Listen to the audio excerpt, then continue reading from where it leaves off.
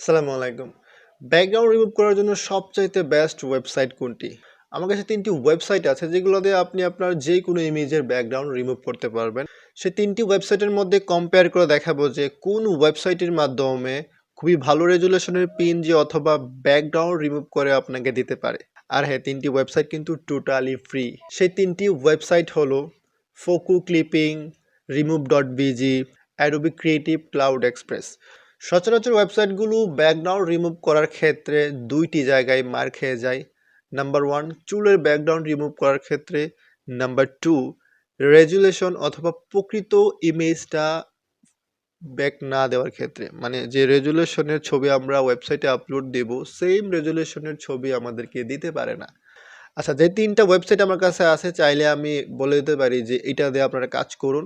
সবচেয়ে ভালো এটা। বাট আমার মনে হয় আপনি নিজের চোখে ফলাফলটা দেখে যদি কাজ করেন সেটা বুদ্ধিমানের কাজ হবে। তাহলে চলুন কম্পিউটার স্ক্রিনে যাই, আপনাদেরকে দেখাই যে অ্যাকচুয়ালি কোন ওয়েবসাইটটা আমাদেরকে সবচাইতে ভালো রেজুলেশনের ছবি বা পিএনজি আমাদেরকে প্রদান করতে পারে। আচ্ছা গাইস, আমাদের কাছে এই যে হলো আমাদের মেইন ইমেজটা যেটা দ্বারা আজকে পরীক্ষা করব। আপনারা যদি দেখেন এটার মধ্যে আমরা দেখতে পারতেছেন যে এটার চুলের যে শেপগুলা মানে এক্স্যাক্টলি এটাই যথেষ্ট পরীক্ষা করার জন্য। তো প্রথমত আমরা কি করব, এটাকে আমরা ফটোশপে ওপেন করি। ফটোশপে এটা নিয়ে আমরা দেখব অ্যাকচুয়ালি যে এটার অরিজিনাল রেজুলেশন সাইজ কি কি আছে।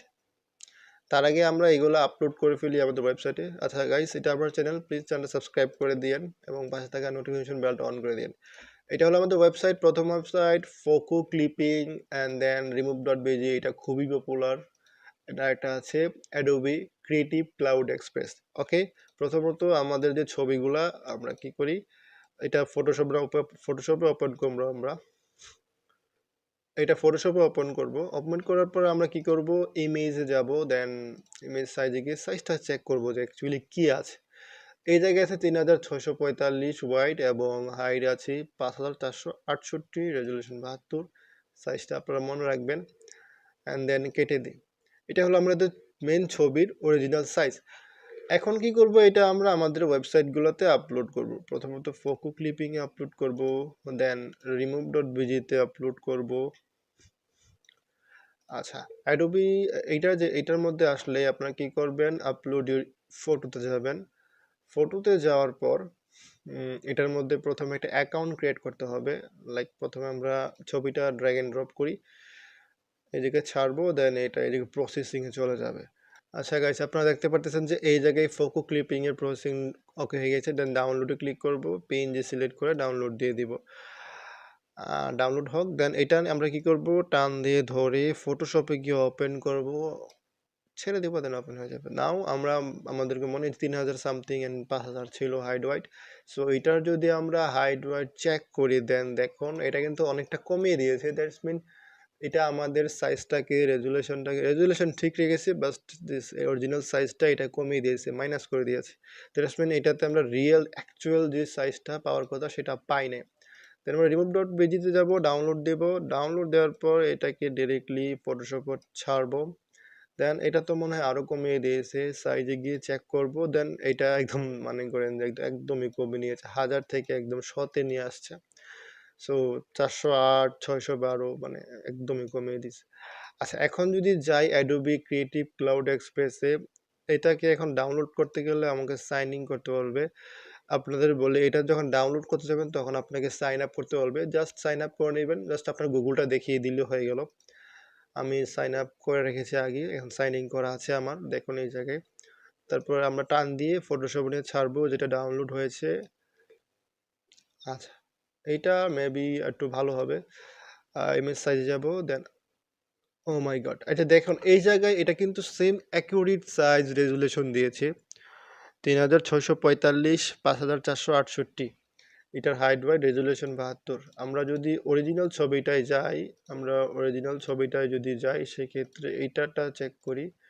দেখুন ৩৬৪৫, ৫৪৬৮, দ্যাটস মিন অ্যাডোবির যেই ফিচার থেকে, অ্যাডোবির ওয়েবসাইট থেকে, মানে এই ওয়েবসাইট থেকে আমরা যেই ছবিটা দিয়ে ব্যাকগ্রাউন্ড রিমুভ করেছিলাম, মানে এটার যে ফলাফল এটা খুবই ভালো এবং অ্যাকুরেট দিয়েছে। দ্যাটস মিন যে ৩টা আছে তার চাইতে অ্যাডোবির ক্রিয়েটিভ ক্লাউড এক্সপ্রেসের যে রেজাল্ট এটা সবচাইতে ভালো ছিল, ভালো।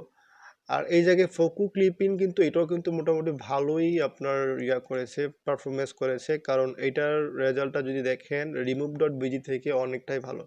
তবে এই ৩ টার মধ্যে সবচাইতে পপুলার হলো remove.bg, কারণ এইটা সম্পর্কে মানুষ জানে। YouTube এ প্রচুর ভিডিও এটা নিয়ে দেওয়া আছে। দ্যাটস ওয়াই মানুষ এটা সম্পর্কে জানে, বাকিগুলো সম্পর্কে খুব কম জানে। তো আপনারা কিন্তু বাকি ২ টাও ইউজ করতে পারেন, অ্যান্ড মোস্ট প্রবাবলি সবগুলাই কিন্তু ফ্রি, তো ইউজ করতেই পারেন। আচ্ছা, আরেকটা জিনিস আমরা দেখাতে ভুলে গেছি, সেটা হলো গিয়ে এই চুলের ব্যাকগ্রাউন্ড কতটা অ্যাকুরেট ভাবে রিমুভ করতে পারতেছে, এটা আমরা চেক করতে ভুলে গেছি। সো প্রথমত ফোকু ক্লিপিং, দেখুন ফোকু ক্লিপিং এটা, দেন একটা ব্যাকগ্রাউন্ড নিব আমরা পিছনে, তাহলে বুঝতে পারবো। ব্যাকগ্রাউন্ড নিব, দেন জুম করি আমরা। তখন এই জায়গায় একটা ঝাপসা ঝাপসা ভাব এবং একটা হোয়াইট একটা ভাব চলে এসে পড়েছে, মানে এতটা ক্লিন না বিষয়টা। দেন আমরা যদি remove.bg এটা মেবি, দেন এটাই যাই, আর এইটা তো একদম ঝাপসা করে দিয়েছে ছবিটাকে, দ্যাটস মিন রেজুলেশনটা কমে গেছে, দ্যাটস মিন কিন্তু এই জায়গায় বোঝা যাচ্ছে না, দেখা যাচ্ছে যে ক্লিন হয়ে গেছে, বাট অ্যাকচুয়ালি এটা রেজুলেশনটা কমিয়ে দিয়েছে। বাট তবে একটা জিনিস কি, এটার আর্টিফিশিয়াল ইন্টেলিজেন্সটা অনেক ভালো মেবি remove.bg। কেন ভালো এটা লাস্টে বলবো।